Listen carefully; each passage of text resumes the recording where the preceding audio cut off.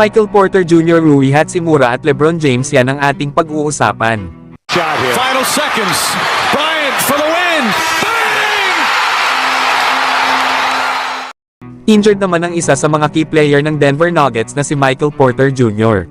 At nakita nga itong may suot na walking boot habang papaalis sa kanilang practice. Na ayon pa sa report ay nagtamo daw ito ng isang sprained ankle sa naging practice ng Denver Nuggets. Ang good news naman ay hindi ito malala at makakapaglaro naman ito sa pagsisimula ng regular season. Pero sa kanilang magiging preseason games ay malabo pa ito sa ngayon. Ang importante naman sa ngayon ay okay lang itong si Michael Porter Jr. at hindi naman malala ang kanyang nakuhang injury. Isa pa naman si MPJ sa mga importanteng player ng Denver Nuggets sa kanilang rotation. Isa nga itong versatile scorer at may impressive na depensa. Kaya malaking kawalan talaga kung sakaling hindi ito makakapaglaro. Sa ibang balita naman mga idol, ibinunyag naman ni LeBron na tanging si Rui Hachimura lang daw ang player na nakasama niya ngayong summer. Nagkaroon nga daw sila ng mga ilang trip sa iba't ibang lugar ngayong off-season. Kaya pala kapag maglalabas si LeBron ng kanyang mga workouts video ay kasama niya itong si Rui Hachimura. Mukhang sinusulit na ni Hachimura ang pagkakataon na makapagpaturo kay LeBron.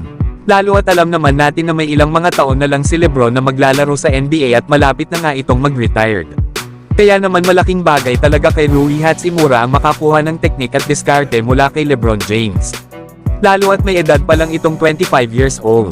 At matagal pa nga itong mananatili sa NBA na talagang magagamit niya ang mga bagay na matututunan niya kay LBJ. Nasa 33 games nga nito sa Los Angeles Lakers last season. Ay nag-average naman ito ng 11 points, 4 rebounds at 9 assists per game.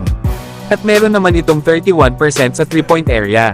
Kaya hindi na nakapagtataka kung bakit ito ibinalik ng Lakers sa kanilang kupunan. Binigyan nila ito ng bagong kontrata na nagkakahalaga ng nasa 3-year $51 million deal. Paano ba naman ay ang ganda ng ipinakita ni Rui Hachimura sa nakaraang playoffs. Nasa kanyang ang 4 na games sa kanyang 14 games na nalaro sa playoffs sa Lakers. Ay nag-average ito ng 20 points per game. Lalo na sa Game 1 laban sa Memphis Grizzlies na kung saan ay nakagawa ito ng 29 points. Na meron nga itong 5 out of 6 sa 3-point line. Ang maganda pa kay Hachimura bukod sa kaya nito ang gumawa ng score para sa Lakers. Ay naging malaking factor naman ang kanyang depensa sa naging playoff run ng Lakers. At pinatunayan nga nito na kaya niyang bantayan ang katulad ni Nikola Jokic. Kaya isipin nyo na lang mga idol sa pangalawang season ni Hachimura sa Lakers. Kung ilang points kaya ang kanyang magagawa sa bawat laro ng Lakers. At para naman sa huling pag-uusapan mga idol. Reaksyon at sagot naman ni LeBron matapos sabihin sa kanya na siya ang oldest player sa NBA. Ay gumawa nga ito ng isang one-handed dunk para ipakita na kaya niya pang sumabay sa mga batang players sa NBA sa ngayon.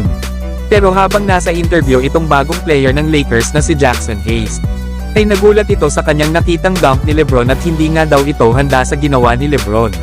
Paano ba naman hindi magugulat si Jackson Hayes? Sa kabila ba naman ng edad ni LeBron na 38 years old at papasok na nga sa kanyang ika-21 season sa NBA? Ay tila ba hindi tumatanda si LeBron at nagpapakita pa ito ng mga pangmalupitang dunks? Kaya sana ay mapanatili ng Lakers na healthy itong si LeBron James. Lalo at may report na babawasan nga daw ang mga minuto nito next season. Na maganda nga ito para kay LeBron para naman tumagal ang kanyang katawan hanggang postseason at mabawasan ang workload na ginagawa niya. Pero kayo mga idol, ano ang masasabi nyo dito kay LeBron James na parang hindi tumatanda? So hanggang dito na lang tayo mga idol. At huwag nyo naman kalimutan mag-subscribe bilang pagsuporta.